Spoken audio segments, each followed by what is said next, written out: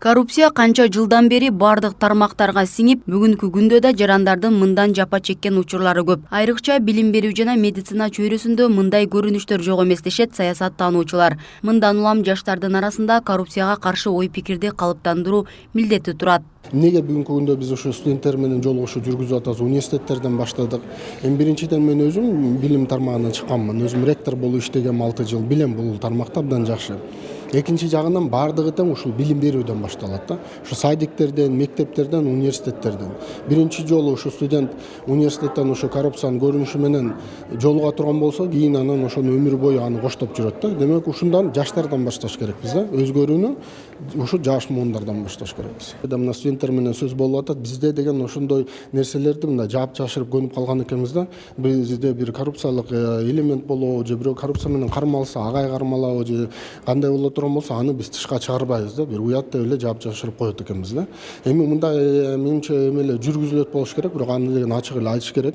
Дегенде студенттер, университеттер кандай өзүнүн рейтингин айтып атат. Мен баягы билим берүү сапатына жогору турам дегенде эле ошондой эле коррупциядан канчалык таза экенин дагы көрсөтүш керек да. Демек ошондой бирок ошого барабыз дегеним, то есть изилдөөлөр жүрөт деген. Кыргызстанда коррупцияга малынган делген ири мамлекеттик ишканаларда жемкорлукка каршы күрөш жүрүп, өз натыйжасын берүүдө. Өткөн жылдарга салыштырмалуу алардын кирешесинин көлөмү 2 эсеге өскөн. Ошондой эле бажы жана салыктан түшкөн каражаттардын көлөмү да артты. Буга байланыштуу жогорку окуу жайда билим алып жаткандардын келечекте таза жана ак ниет менен эмгектенүүсү үчүн азыртадан баштап түшүндүрүү иштерин жүргүзүү маанилүү дейт адистер. Биз студенттерге эмитен айтып, түшүндүрүп, сабак болсун деп, мына эгер бир 2 сом тапсаң, ошонун 1 сому мамлекетке салык катары түшүш керек.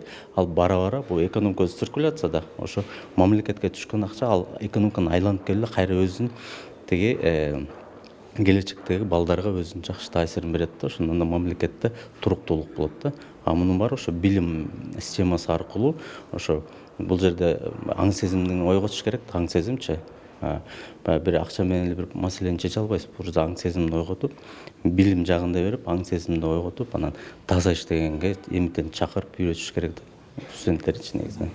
Өлкөдөгү кулачын кенен жайган коррупцияны жоюу жана мындан ары паракорчулукту алдын алуу максатында эффективдүү иштерди жүргүзүүгө мамлекет тарабынан өзгөчө көңүл бурулууда дешет жарандык коомдун өкүлдөрү. Буга июль айында өлкө башчысы Садыр Жапаровдун жарлыгы менен президентке караштуу антикоррупциялык ишкердик кеңештин түзүлгөнү далил. Аталган кеңеш мамлекеттик саясатты өркүндөтүү жана коррупцияга каршы аракеттенүү маселелери боюнча мамлекеттик бийлик органдары менен жарандык коомдун ортосундагы натыйжалуу диалогду камсыз кылып, бизнести өнүктүрүү, инвестициялык климатты жана ишкерлерди колдоо үчүн жагымдуу шарттарды түзүүгө көмөктөшөт. АКС деген менимче бул деген ошол алардын өздөрүнүн жоюлган себеби биринчи мен көз карашым боюнча эң биринчи ошол антикоррупциондук служба деп өздөрү коррупционер болуп кеткендиги үчүн жоюлду деп эсептейм. Себеби ал деген баягы госорганда иштешет, булар күч структурадан кирет, а элдер болсо сыртта кала берет. Элдин үчү жака жеткен эмес, элдин үнү. Ошондуктан президент муну жоюп, элди аралаштыргандыгы менен абдан туура деп эсептейм. Себеби деген мамлекеттин ээси эл да. Эл бир нерсеге укуктуу болуш керек, эл өзүнүн бир праваларын билгендей болуш керек. Ошондуктан коррупцияны элге аралаштырып, анан ар кайсы уюмдарды кошкондугу бул абдан туура болду. Жапа-тырмак күрөшүү деген сөз да бул коррупция менен. Защищаем право потребителя. Биз энергосектордогу керектөөчүлөрдүн укуктарын коргоо багытында иш алып барабыз. Ошондой эле ушул тармактагы сатып алууларга байкоо жүргүзөбүз. Коррупцияга каршы ишкердик кеңештин биринчи отурумунда мен электр энергиясын бөлүштүрүүчү компанияларда коррупциялык көрүнүштөрдүн бар экендигин айткам. Мындан кийин президент бөлүштүрүүчү компанияларды кайрадан карап чыгуу зарылдыгын тиешелүү министрликке тапшырды. Бул албетте электр энергиясынын тарифинин төмөндөсүнө оң таасир этет деп ойлойм. Дал поручение. Талдоочулар коррупцияны ооздуктоо мамлекеттик органдардын гана милдети эмес, мында коомчулуктун да салымы болуусу кажет экенин белгилешет. Гүлүмкан Самтырова 10 жылдан ашык убакыттан бери коррупцияга каршы күрөшүүнү колго алып, жарандардын арыздаттанууларында айтылган көйгөйлөрдү чечүүгө далалат жасап келет. Ал укук коргоо органдары менен тыгыз кызматташкандыгы үчүн Ички иштер министрлигинин медалы менен сыйланды. Кызматтагы адамдардын коррупциялашып, баягы бири-биринин эмесин жапкандыгы бул жерде да. Анан кийин эле баягы барсаң эле мына убакыттын өтүп кеткенине байланыштуу иш жабылып калды деген шылтоолор менен гана жүргөнбүз да.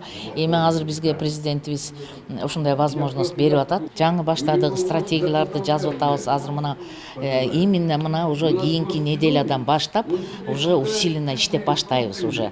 Жумушчу топтор түзүлүп атат азыр ар бир эмелер боюнча, как бы органдар боюнча, и анан кийин биргеликте ошол иш алып барабыз госоргандар менен чогуу биргеликте. Госоргандардагы против эмес бизге, чогуу иш алып барабыз деген үмүттөбүз. Белгилей кетсек, 9 декабрь коррупцияга каршы күрөшүүнүн эл аралык күнү. 2004 жылы Бириккен Улуттар Уюмунун башкы ассамблеясында дүйнөнүн 95 өлкөсүнүн башчылары коррупцияга каршы күрөшүү тууралуу макулдашууга кол коюшкан. Коррупцияга каршы күрөшүүнүн эл аралык күнүн утурлай Борбор калаада уюштурулган иш-чарада жемкорлук менен активдүү күрөшкөндөр антикоррупциялык ишкердик кеңештин ардак грамотасы менен сыйланышты.